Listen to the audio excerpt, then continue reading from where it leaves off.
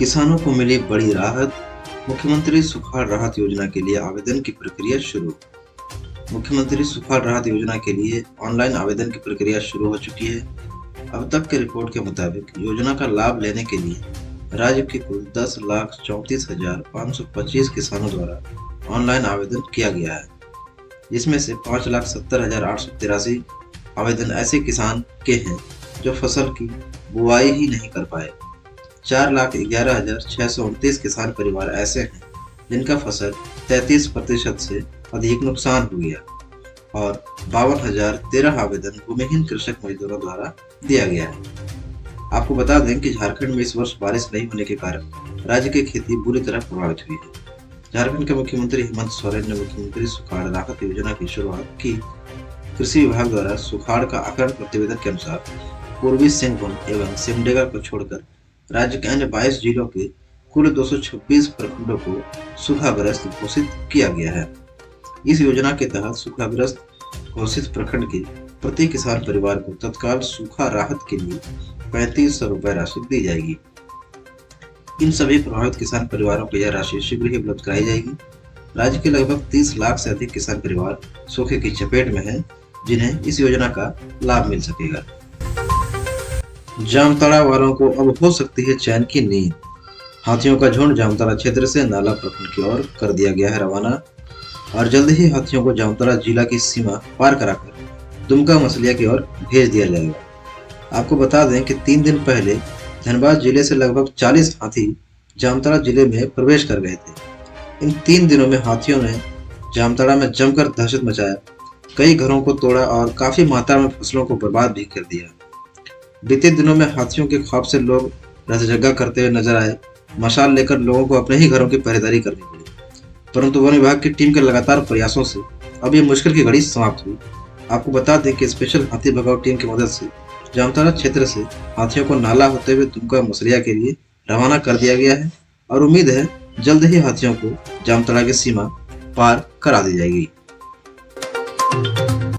पैसे डबल करने के नाम पर खाते में मंगवाई गई राशि। 6 लाख मासिक वेतन की नौकरी दिलाने के बहाने महिला से 1,89,000 रुपए की ठगी। खबर झारखंड के जमशेदपुर शहर से जुड़ा है। Amazon merchant platform Philippines private limited में जॉब दिलाने के नाम पर पारडी निवासी सावित्री कुमारी के खाते से 1,89,000 रुपए की ठगी कर ली गई। घटना 23 नवंबर से 26 नवंबर के बीच की है। सावित्री जी हाउसवाइफ हैं। शुक्रवार को मामले की शिकायत बिष्टुपुर के साइबर थाने में दर्ज की गई। साइबर ठगों की ओर से 23 नवंबर को सावित्री जी के मोबाइल पर मैसेज भेजकर Amazon merchant platform Philippines private limited में जॉब देने का ऑफर दिया गया है।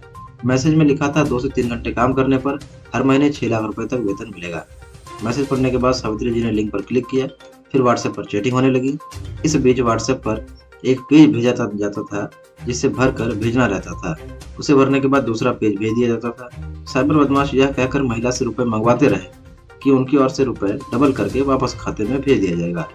4 दिनों में 22 बार में महिला ने कुल 1,89,000 रुपए भेज दिए। रुपए खाते में नहीं आने पर सावित्री जी को समझ आया कि उनके साथ ठगी हो गई। हेलमेट नहीं पहनने वालों पर भी होगी कार्रवाई। आज से ड्रंक एंड ड्राइव तथा रफ ड्राइविंग पर जुर्माना। साल की विदाई और नए साल के स्वागत के जश्न में होने वाले सड़क हादसों को रोकने के लिए ट्रैफिक पुलिस विशेष अभियान चलाएगी। 20 दिसंबर तक लगातार ड्रंक एंड ड्राइव तथा रफ ड्राइविंग और बिना हेलमेट के वाहन चलाने वालों को पकड़कर जुर्माना किया जाएगा। हम आपको बता दें कि पिछले साल दिसंबर माह में सड़क हादसों में 27 की मौत हो गई थी और 53 अन्य जख्मी हुए थे। साल 2022 के जनवरी में भी कुल 32 मौतें हुई थी और 73 लोग सड़क हादसों में जख्मी हुए थे। हादसों का सबसे बड़ा कारण नशे में रफ ड्राइविंग करना था। हेलमेट नहीं पहनना भी कई बाइक सवारों की मौत का कारण बना। धनबाद ट्रैफिक डीएसपी राजेश कुमार ने बताया कि हादसों को रोकने के लिए ट्रैफिक अधिकारी व जवान औचक कार्रवाई करेंगे। शहर के अलावा पिकनिक स्पॉटों के पास भी अभियान चलाया जाएगा। नियम तोड़ने वालों से जुर्माना वसूला जाएगा और ड्राइविंग लाइसेंस भी सस्पेंड किया जा सकता है। उन्होंने लोगों से यातायात नियमों का पालन करने की अपील की। 3 विद्यार्थियों का चयन गणतंत्र दिवस परेड 2023 के लिए। दिल्ली के परेड में शामिल होंगे रामगढ़ कॉलेज के 3 विद्यार्थी। झारखंड राज्य के लिए गर्व की बात, रामगढ़ महाविद्यालय रामगढ़ के 3 विद्यार्थियों का चयन आगामी वर्ष गणतंत्र दिवस परेड 2023 के लिए हुआ है। गणतंत्र दिवस के अवसर पर राजपथ दिल्ली पर होने वाले मार्च पास्ट के लिए अंतिम चयन हेतु बरेली में लगने वाले कैंप के लिए महाविद्यालय के एनसीसी के छात्र भूषण कुमार ठाकुर, सुरभि कुमारी एवं अश्विनी कुमार को प्राचार्य डॉक्टर शारदा प्रसाद ने आशीर्वचन के साथ रवाना किया। ये छात्र flying cadet unit 2 air squadron Ranchi के छात्र हैं। इस उपलब्धि के लिए पूरे महाविद्यालय में हर्ष का माहौल है। समस्त महाविद्यालय परिवार ने अपनी प्रसन्नता व्यक्त करते हुए बधाइयां एवं शुभकामनाएं दी। आशीर्वचन देने वालों में डॉक्टर रत्ना पांडे परीक्षा नियंत्रक, डॉक्टर शालिनी प्रकाश उप परीक्षा नियंत्रक, डॉक्टर राहुल कुमार एनसीसी समन्वयक, डॉक्टर नीतू में असीम खलको, निरंजन महतो, वीरेंद्र उरांव, जयवीर महतो इत्यादि शिक्षक एवं अन्य कर्मचारी शामिल थे। CAT result 2022। कैट रिजल्ट जनवरी के सेकंड वीक में जारी होने की संभावना। 2.22 लाख उम्मीदवार कर रहे हैं रिजल्ट का इंतजार। देश के टॉप मैनेजमेंट कॉलेजों में एडमिशन के लिए होने वाली परीक्षा कॉमन एडमिशन टेस्ट यानी कि कैट 2022 का आयोजन 27 नवंबर 2022 को किया गया था। इसके बाद परीक्षा के आंसर की भी जारी कर दी गई थी। अब आंसर की पर दर्ज ऑब्जेक्शन के आधार पर फाइनल आंसर की और रिजल्ट जारी किया जाएगा। मीडिया रिपोर्ट्स के मुताबिक मिल रही जानकारी के अनुसार कैट 2022 का रिजल्ट जनवरी माह के दूसरे सप्ताह में घोषित किया जाएगा। हालांकि इसे लेकर अभी कोई ऑफिशियल घोषणा नहीं की गई है, लेकिन अपडेट्स की माने तो रिजल्ट जनवरी के मध्य तक ही आएंगे। ऐसे में कैंडिडेट्स को रिजल्ट संबंधी अपडेट के लिए परीक्षा के ऑफिशियल वेबसाइट iimcat.ac.in पर नजर बनाए रखना चाहिए।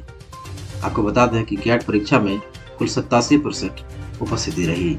कैट परीक्षा के लिए कुल 2.55 लाख उम्मीदवारों ने रजिस्ट्रेशन कराया था, जिनमें से तकरीबन 2.22 लाख उम्मीदवार परीक्षा में उपस्थित हुए थे।